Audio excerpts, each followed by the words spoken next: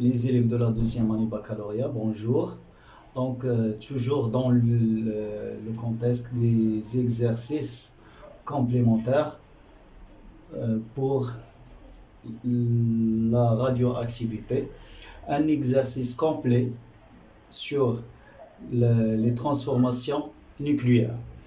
Donc, l'énoncé de cet exercice, on considère les noyaux radioactifs suivants: l'américium 241, le plutonium 239, le chlore 36, cadmium 107, l'hydrogène 2, l'hydrogène 3. L'énoncé: l'américium 241 est un noyau radioactif alpha de constante radioactive lambda 5,1 10 à la puissance moins 11. Il se transforme en neptunium. Le chlore 36 se transforme en un noyau de l'argone en libérant un électron. Le temps de demi-V, T1,5 égale 3 fois 10 à la puissance 5 ans. Le cadmium se transforme en argent. Le plutonium est un noyau fissible. Les noyaux de deutérium et tritium se fusionnent pour donner un noyau de l'hélium He2,4. Les données, les masses de quelques particules, les énergies de liaison de quelques noyaux. Dans la question 1, écrire l'équation de la réaction de désintégration d'un noyau de l'américium. La question 2, écrire l'équation de la réaction de désintégration d'un noyau de chlore 36. Comment explique-t-on cette désintégration? La question 3, écrire l'équation de la réaction de désintégration d'un noyau de cadmium et déduire la nature de la particule émise et le type de la radioactivité.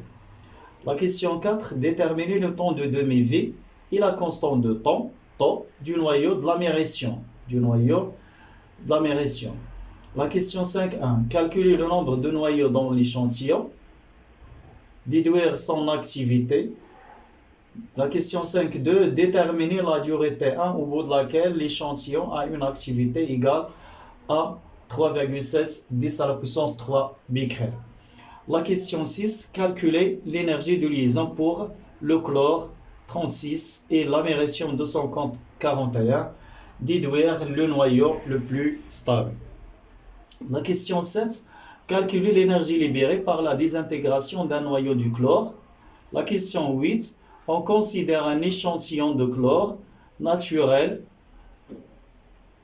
Calculer l'énergie libérée par cet échantillon après une durée delta T 6 fois 10 à la puissance 5, sachant que le chlore présent dans l'environnement est de 7 fois 10 à la puissance moins 13, yani le pourcentage de chlore 36. La question 9, compléter l'équation suivante et justifier le mot fissible. Calculer l'énergie libérée par l'action d'un neutron sur un noyau plutonium. Calculer l'énergie libérée par une mole de plutonium. La question 12, on considère le tableau. Écrire l'équation de la réaction de la fusion. La figure à côté représente le diagramme énergétique de cette réaction. Que représente E1, E2 et E3. Calculer ces valeurs, puis calculer l'énergie libérée lors de la consommation de M0 égale 1 g de deutérium. Donc, passons maintenant à la correction de cet exercice. La question 1. Écrire l'équation de la réaction de désintégration du noyau de l'américium. Donc, selon les données, on a l'américium est un noyau radioactif alpha. Donc, l'américium radioactif alpha, où le noyau fils, c'est le neptunium. Alors, l'équation, l'américium nous donne neptunium plus une particule alpha. La radioactivité alpha, la particule émise, c'est une particule alpha liée à l'hélium 2,4. Donc, selon la loi de la conservation, Z neptunium, il y a 95 moins 2, donc c'est 93. Et A, c'est 241 moins 4, il y a 237. Donc 237, 93. La question 2. écrire l'équation de désintégration d'un noyau de chlore. Comment explique-t-on cette désintégration? Donc, d'après l'énoncé, le chlore se transforme à un noyau de l'argon en libérant un électron. Donc, un électron, c'est la particule bêta-. Donc, la radioactivité, c'est une radioactivité bêta-. L'équation, le chlore, 17, 36, une particule bêta- plus l'argon. Donc, l'argon, va être 18, de ma بيناش مزيان 18 36 كتبقى 36 هنايا هنا 18. Comment explique-t-on cette désintégration? Donc d'après cette équation, le chlore a 17 protons et 19 neutrons, l'argon a 18 protons et 18 neutrons. Donc, on observe que l'argon a un proton de plus et un neutron de moins par rapport au chlore. Ce que signifie que un proton, un neutron du chlore est transformé en proton. Donc, cette transformation s'explique par la transformation d'un neutron, qu'est le 19 ou le 18, transformation d'un neutron en proton avec libération d'un électron. Donc là, l'équation qu'est un neutron, le neutron qui connaît 2 zéros la charge, il y a un neutre, ou un le nombre de nucléons, il y a un nucléon. Le proton, un 2, 1, il y a un 2 charges plus E, ou un nombre de nucléons 1, plus un électron, il y a un de la charge moins E, ou le nombre de nucléons 0. La question 3. Écrire l'équation de la réaction de CD, ou la désintégration de CD d'un noyau de CD et déduire la nature de la particule émise et le type de la radioactivité. Donc, d'après l'énoncé, le cadmium se transforme en argent. Donc, CD nous donne Ag47. Alors, l'équation, le CD nous donne l'argon 47,107 plus une particule. Cette particule a un nombre de masse 0, il y en a des 107, et un nombre de charge plus 1. Il y en a 48, 47, donc plus 1. Donc cette particule, c'est le positron. Le positron. Donc 0, 1, donc c'est un positron. Donc la désintégration, c'est bêta plus, et la particule émise est un positron. La question 4. Déterminer le temps de demi-vie et la constante de temps du noyau de l'amérition. On a 9 les données, lambda, donc taux égale 1 sur lambda, et T1 demi égale ln2 sur lambda, ou taux fois ln2. Lambda عندنا ونحسبوا taux, هنا عاوتاني lambda عندنا ونحسبوا T1 demi. La question 5. On considère un échantillon de 1 g d'américium. La question 5.1. Calculer le nombre de noyaux dans l'échantillon et déduire son activité. Donc le nombre de noyaux, on le calcule par deux méthodes selon les données lithiques. Soit la masse de l'échantillon sur la masse d'un seul noyau. Il a quand on la masse de l'échantillon, on la masse d'un seul noyau. Les deux masses se connaissent même unité. Soit la relation le nombre de particules qui est la masse de l'échantillon sur la masse molaire, liée à la quantité de matière, fois la constante d'Avogadro. Donc selon les données liées, je peux utiliser la première formule ou la deuxième expression. Donc selon les données, j'ai la masse molaire de l'amérition, j'ai la constante d'Avogadro. Donc la formule utilisable dans ce cas, c'est la première, N0 égale la masse de l'échantillon sur la masse molaire fois Na. Donc on calcule N0, donc la masse molaire 241, Na 6,02 10 à la puissance 23, donc ça donne 2,5 10 à la puissance 21. Donc dans un gramme, il y a 2,5 10 à la puissance 21 noyaux. L'activité. Il y a une relation entre l'activité et le nombre de noyaux. CA égale lambda fois N0. Lambda déjà عندنا N0 هي حسبناها ونحسبوا l'activité. غير في هاد لا فورمول هادي A égale lambda N. لامدا ضروري خصها تكون بالسكوند موان 1 ملي تتكون A بالبيكريل. إذا ملي تتكون A بالبيكريل لامدا خصها تكون بالسكوند موان 1. علاش؟ لأن البيكريل هو لو نومبر دو ديزانتيغراسيون par seconde.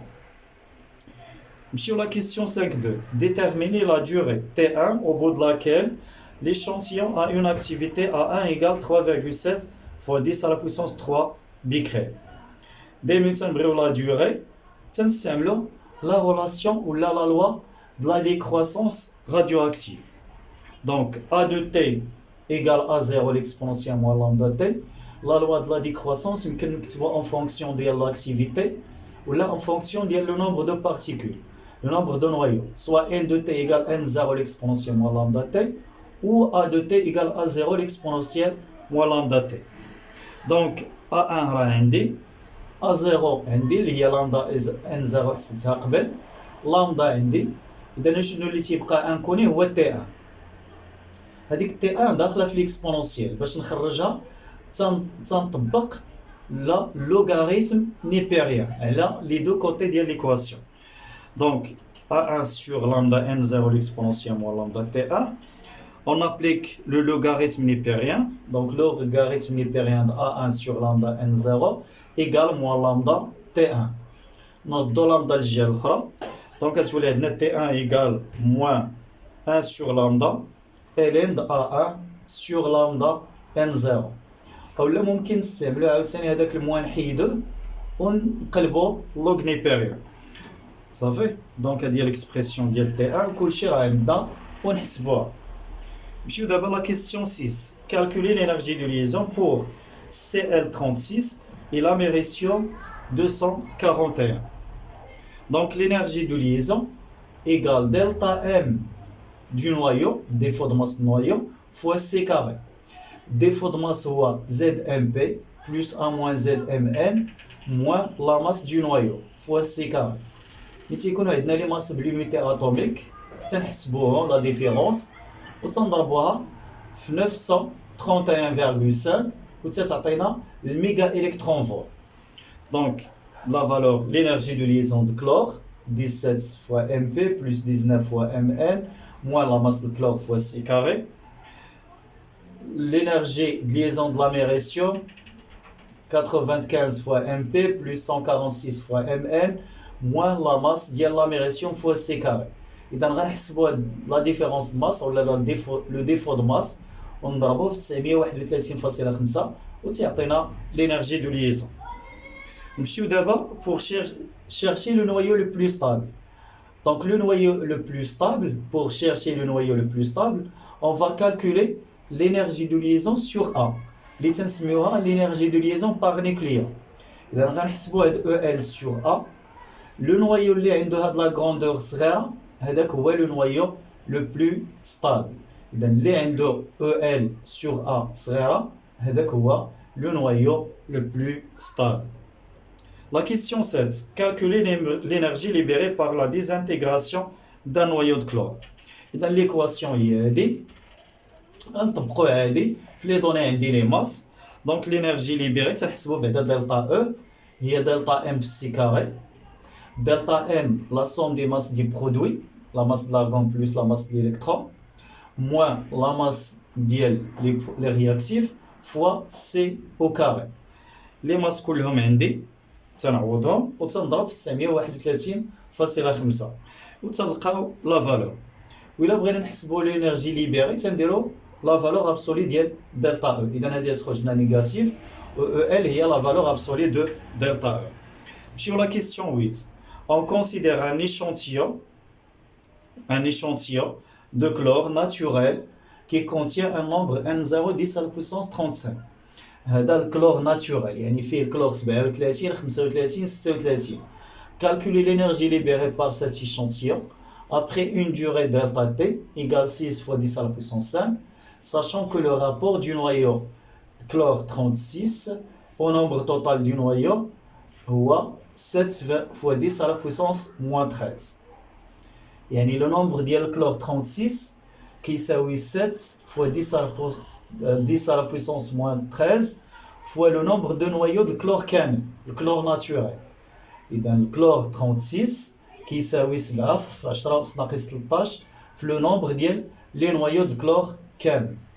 إذا يمكننا نحسبوها يعني N0 د chlore هي هذه كتساوي 7 في 10 أس ناقص 13 فوا N0. إذا ها حنا حسبنا لو نومبر ديال لي نويو دو كلور اللي كان عندنا في ليطا انيسيال. دونك à cet instant اللي هي 6 fois 10 à la puissance 5, donc on doit calculer le nombre de noyaux désintégrés. Déjà حسبنا l'énergie libérée par un noyau, إلا بغينا l'énergie libérée par un échantillon كنشوفوا le nombre de noyaux désintégrés في هذاك l'échantillon fois delta E ou la fois E libéré. Donc le nombre de noyaux désintégrés كيكون كيساوي هو N0 moins N de T. و N de T normalement هي N0 l'exponentielle moins lambda T. Donc le nombre de noyaux désintégrés هو N0 moins N de T. N de T هي N0 l'exponentielle moins lambda T. إذا غنحسبوا هاد لو نومبر دو نويو ديزانتيغري. عندنا لا دات هي هادي وعندنا N0 هي هادي ونحسبوا le nombre de noyaux désintégrés. Donc l'énergie libérée par l'échantillon كتساوي le nombre de noyaux désintégrés fois l'énergie libérée par un seul noyau. نمشيو دابا la question 9. Complétez l'équation suivante. إذا عندنا هاد l'équation هادي خصنا نحددو Z ونحددو X. Donc selon les lois de Sodé, les lois de la conservation, شنو تتكون عندنا؟ Donc 231 239 plus 1 égale 135 plus 102 plus x fois 1. La conservation de la charge, le nombre de charge, 94 égale z plus 42. X est 0. Donc maintenant, x égale 3 et z égale 52. Donc x égale 3 et z égale 52. شنو كتعني un noyau fissible selon هاد l'équation هادي؟ Donc un noyau fissible c'est un noyau divisible اللي يمكن يتقسم على جوج، كيمكن يعطي دو نويو وحدين اخرين. La question 10, calculer l'énergie libérée par l'action d'un neutron sur un noyau.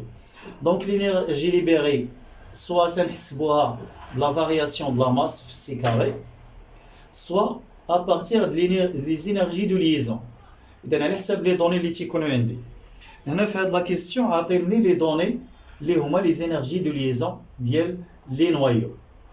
دونك l'énergie libérée égale l'énergie de liaison de plutonium moins l'énergie de liaison ديال المولybdène plus l'énergie de liaison ديال tellure. يعني l'énergie de liaison ديال les réactifs moins les énergies de liaison ديال les produits. في لي ماس كنبداو لي ماس ديال لي رياكتيف موان لي ماس ديال لي برودوي موان لي ماس ديال لي رياكتيف. في لي زينيرجي د ليزون كنبداو بلينيرجي د ليزون ديال لي رياكتيف موان لي زينيرجي د ليزون ديال لي برودوي. الا لاحظتوا هنا ما زدناش لينيرجي د ليزون ديال النوترون. علاش؟ لان لو نوترون سي اون بارتيكول اليمونتير، يعني اصلا هو ما مرتبط بحتى حاجه، دونك ما عندوش انرجي دو ليزون. Donc, nous avons les valeurs, l'énergie de liaison PU moins l'énergie moins. On a les valeurs d'ILHOM. On va moins 194 mégaélectronvolts. La question après, calculer l'énergie libérée par une mole de plutonium. Il y a l'énergie libérée par un échantillon. Le nombre de particules et le nombre de noyaux dans cet échantillon. Une mole, le nombre de particules fait ou Na, ou la constante d'Avogadro. Donc au total égale Na fois E libéré. Donc 6,0210 à la puissance 23 fois 194, il y a 1,16 10 à la puissance 26 mégaélectronvolts. La question 12.1. Écrire l'équation de la réaction de fusion de l'hydrogène 1,2 et l'hydrogène 1,3. D'après l'énoncé, le deutérium et le tritium se fusionnent pour donner un noyau de l'hélium He2 4. Donc, l'hydrogène 1,2 plus l'hydrogène 1,3 nous donne l'hélium 2,4 plus une particule. La particule, c'est la conservation, les lois de la conservation. Donc, selon les lois de Sodé, 3 plus 2 égale 4 plus A. Donc, A égale 5 moins 4, il y a 1. 1 plus 1 égale 2 plus Z. Donc, Z égale 0. Donc, la particule X a une charge nulle et un nombre de nucléons 1. La particule de charge nulle, il y a le neutron. Donc, c'est un neutron. X, c'est un neutron. Donc, alors, cette particule non chargée, c'est le neutron. Il a pris dans l'équation d'abord l'hydrogène 1,2 plus l'hydrogène 1,3, que ça prend l'hélium 2,4 plus un neutron. La question après, que représentent les énergies E1, E2, E3 et calculer ces valeurs. Donc, E1. شنو كان عندي في l'état initial كان عندي l'hydrogène 1,2 l'hydrogène 1,3 وشنو ولاو عندي des particules élémentaires يعني les protons et les neutrons. Donc c'est l'énergie اللي تنفرقوا فيها هادو. دونك هذه تنسميوها l'énergie de liaison ديالهم بجوج. اذا l'énergie اللي تنعطيوها لي نويو باش يتفرقوا هذيك كتسمى l'énergie de liaison. Donc E1 c'est la somme des deux énergies de liaison, l'énergie de liaison de l'hydrogène 1, l'énergie de liaison de l'hydrogène 1,3. Il a besoin de la valeur finale moins la valeur initiale. Donc il y a 10,7 mégaélectronvolts. بالنسبة ل E2. إذا بالنسبة ل E2 هذوك les particules أو les protons les neutrons تجمعوا وعطاونا l'hélium 2,4. Donc il a كانت هذه énergie de liaison هذه اللي كتهبط c'est l'opposé de l'énergie de liaison. Donc E2 c'est moins EL de l'hélium 2,4. Donc la valeur finale moins la valeur initiale. دائما فين تنبغي نحسب شي énergie تندير la valeur finale يعني في l'extrémité de la flèche moins la valeur initiale اللي هي في l'origine de la flèche. E3 O3 مشينا من الهيليوم من H1 مشينا ل H2. Donc هذه c'est la variation de l'énergie de la réaction اللي هي delta E. La question de calculer l'énergie libérée par la consommation de M0 égale 1 g de deutérium. إذا باش نحسبوا l'énergie libérée خصنا نشوفوا le nombre ديال les particules ديال الهيليوم ديال الهيدروجين اللي كاينين في هاد 1 غرام. Donc au total كتساوي le nombre ديال les noyaux fois E libéré. إذا هنا تنشوفوا بأن le nombre ديال le noyau حسبته بلا ميثود الثانية اللي هي la masse sur la masse ديال un seul noyau. إذا عندنا la masse ديال un seul noyau عندنا la masse غير هما هادو خصهم يكونوا même unité fois delta E. Donc voilà la correction de cet exercice. نتمنى تكونوا تستافدوا من هاد لا فيديو هادي ونحاولوا من بعد نزيدوا دي فيديو وحدين اخرين. Donc merci pour votre attention et à la prochaine vidéo, Inch'Allah.